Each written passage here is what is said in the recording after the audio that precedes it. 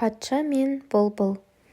Бұрынғы өткен заманда бір патша болыпты. Оның сарайы әлемдегі ең көркем, зәулім сарайлардың бірі болыпты. Бірақ патша өз иелігіндегі салтанатқа аса мән бермейтін бейбақ бір патша болыпты.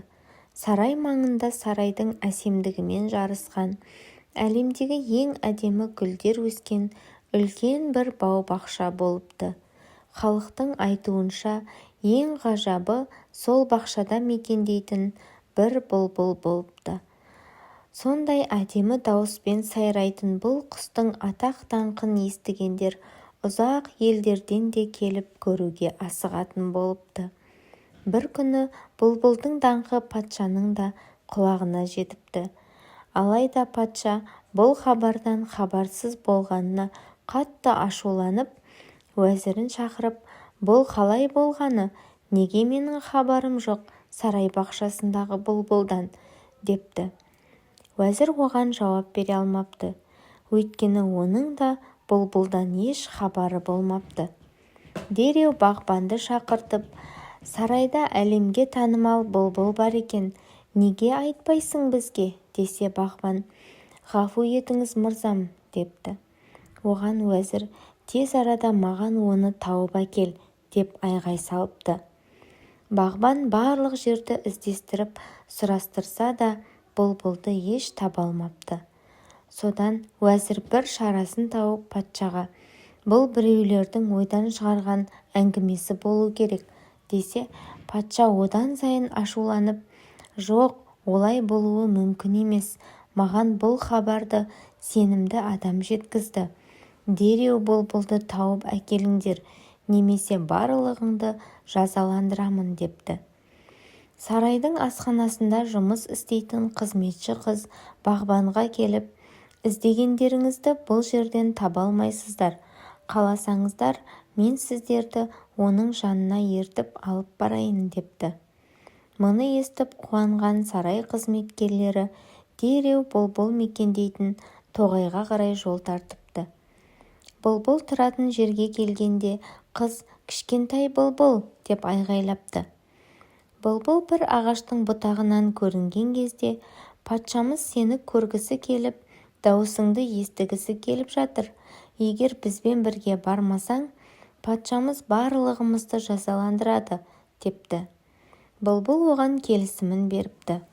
Жолай оның әсем дауысын тыңдап, барлығы сарайға келіпті. Сөйтіп патшаның құзырына шығып, бұлбұл әдемі даусымен ән шырқай бастапты. Даусынан әсерленген патшаның көзінен жас парлапты. Әрі жүзіне қуаныш ұялапты. Патша бұлбұлға, менен не тілеуің бар, айт, депті. Сонда бұлбұл, мен үшін ең үлкен сый сізге қуаныш сыйлау, деп жауап беріпті. Баршаның сүйіспеншілігіне қауышқан бұлбұл сарайдағылардың асыл тәжіне, бақ дәулетіне айналыпты. Бұдан былай сарай бақшасына орналасып, үнемі әсем даусымен патшаға ән шырқайтын болыпты. Ел тұрғындары бұлбұлдың әндерін тыңдау үшін сарайдың айналасына жиналып тұратын болыпты. Бір күні патшаға бір сыйлық сандығы келіпті. Ішін ашып қараса, құнды гауһарлармен, асыл тастармен безендірілген ойыншық бұлбұл шығыпты. Шыныдан жасалған бұл ойыншықтың төбесінде бұрандалы кілті болыпты. Кілт бұралғанда шынайы бұлбұлдың дауысы шығатын болыпты. Уақыт өте келе, шынайы бұлбұл патша тарапынан өзіне назар аударылмай қалғанына ренжіп, бір ыңғайын тауып, сарайдан ұшып кетіпті.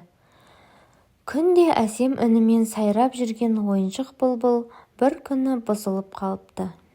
Бұлбұлдың даусына үйренген патша сол кезде ғана шынайы бұлбұлдың жоқтығын сезініп, оған әділетсіздік жасағанын ұғыпты. Қайғысынан науқастанып, төсек тартып жатып қалыпты. Күн өткен сайын жағдайы нашарлап, халық та қам жепті. Оның шарасыз күйін көрген жұрт жағдайының жақсармайтынын ойлап, жаңа патша тағайындауға бел байлапты. Патшаның сырқаты және жаңа патшаның тағайындалу хабары сарайдан ұшып кеткен бұлбұлдың құлағына да жетіпті.